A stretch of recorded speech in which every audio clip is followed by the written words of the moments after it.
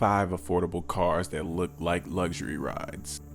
Welcome to Luxury Hall, the place where billionaires come to visualize wealth.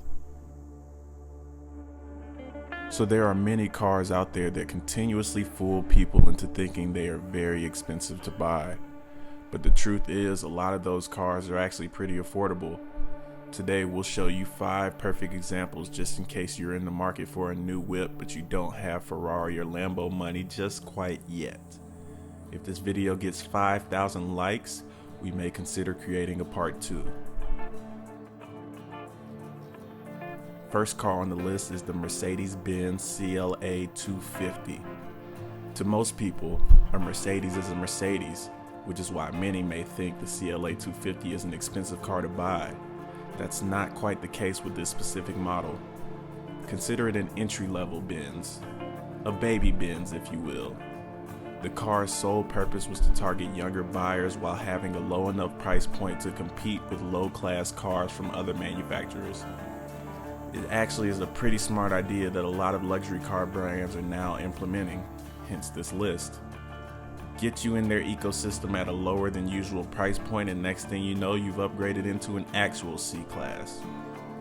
Of course, the CLA 250 has some compromises for a Mercedes that once carried a brand new sticker price of around $30,000. Instead of a rear-wheel drive system like most Mercedes, this car has a front-wheel drive system. In fact, it was the first front-wheel drive Mercedes offered in the US when it first released for the 2014 model year. A front-wheel drive Mercedes sounds a lot like nails on a chalkboard every time I say it, but it's here. Deal with it. The CLA 250's interior is another giveaway that corners were cut to accommodate a lower price point.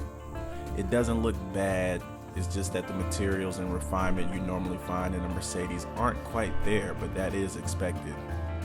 Ride quality has been described as a bit too harsh for a car with a Mercedes badge by many auto journalists, and the performance numbers you get out of the power plant isn't really that exciting, but it's probably still a lot smoother than cars at that same price point from other makers.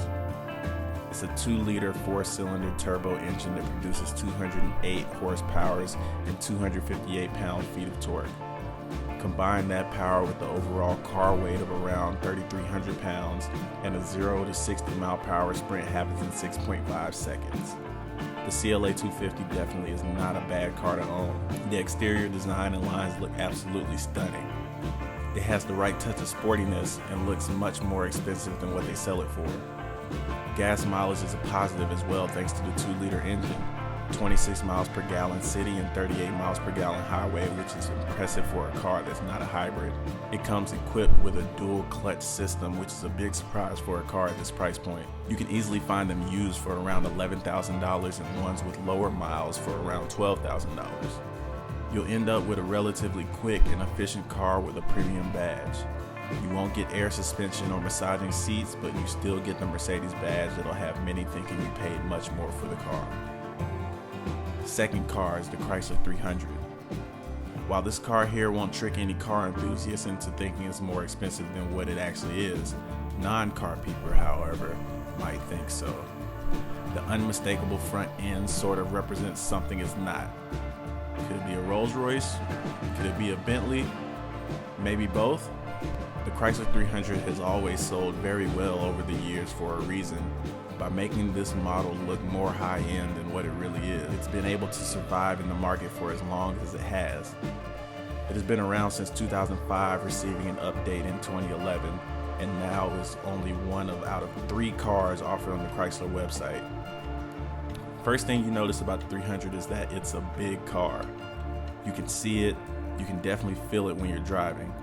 The positive of this is the amount of space. You can easily fit adults of all sizes in the front and rear. Roomy rear seats seems like a dying feature nowadays, and the 300 has plenty of it. Road trips are comfortable and the ride is smooth and very quiet. As far as power goes, the 300 comes equipped with 3.6-liter V6 that produces 292 horsepower and 260 pound-feet of torque, which is more than enough power for most people.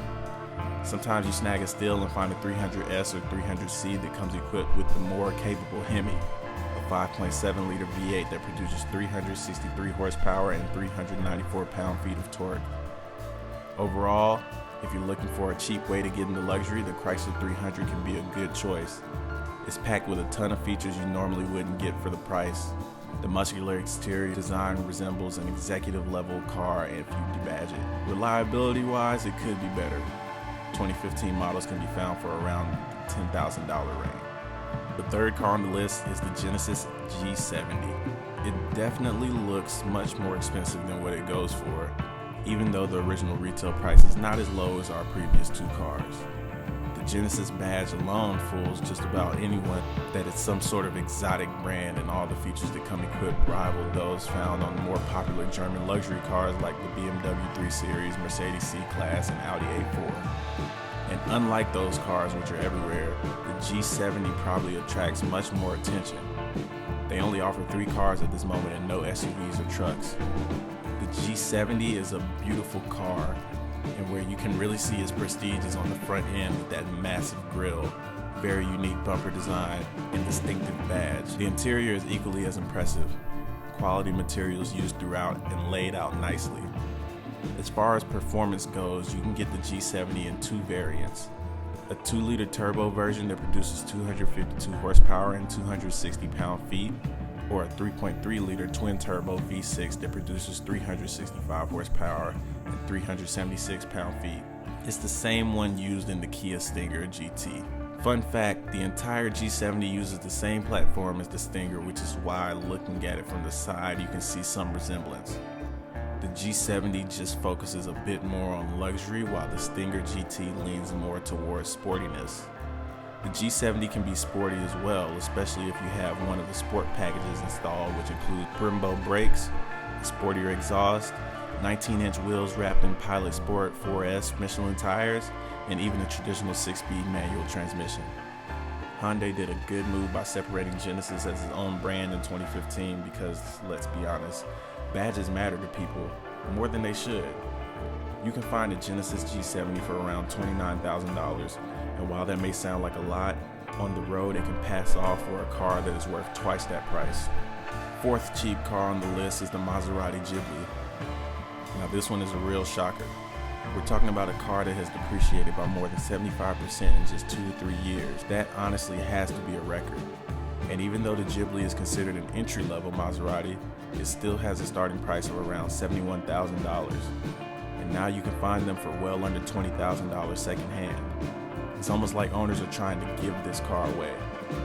High maintenance costs and poor reliability are the reason for such a huge price drop. It's sad because many people already know this about Maserati cars, which is why you can easily find them at such a low price. Anyway, let's talk about some positives of the Ghibli. Driving one of these gets you lots of attention and compliments. I mean, after all, it is a Maserati, even if it's an entry-level one. Very few cars at this price point can attract as much attention. Another positive thing that really stands out about the Ghibli is the exhaust note. Maserati definitely perfected this on their cars. You can partially give the credit to Ferrari for assisting them with the engine. The base version 1 and the SQ4 variant are turbocharged V6 engines. The lower spec one produces 345 horsepower and 369 pound-feet of torque, while the S1 produces 406 horsepower and 404 pound-feet of torque. If you want others to believe you just received a promotion at work, well then get a Ghibli. But remember, you'll be taking a risk when it comes to reliability. But hey, some would rather gamble to have a more exciting car. The fifth and final car is the Cadillac ATS. First launched in 2012 as a smaller and more affordable alternative to the CTS. Sadly, it didn't get much attention because of the big spotlight the CTS had on it. Auto journalists loved the ATS for the most part, especially when they had a chance to drive the ATS V. So why didn't it sell well? Cadillac aimed directly at BMW's 3 Series playing field, a market that is so exclusive and hard to compete in. On top of that, it seems like Cadillac in general has been tanking over the years, and they simply aren't what they used to be. Their push to gain the trust and attention of younger buyers seems like a failure.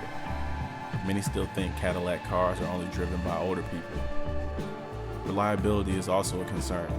They are among one of the auto brands that always tends to place towards the very bottom of most dependability lists, mainly due to bad electric failures. The lines and angles on the ATS are so unique, and they really do separate themselves from what seems like the copy and paste designs used throughout the luxury segment. There are many engine variants available from 2012 through 2019, but the most affordable one seems to be the 2-liter 4-cylinder turbo variation, producing 272 horsepower and 295 pound-feet of torque, making it a pretty capable car performance-wise. Best part is, you can find them for around $10,000, which is more than 50% less than what their sticker price once was. Cadillac stopped making them back in 2018, so you won't find them new anymore. But why go new when you can save money getting it used?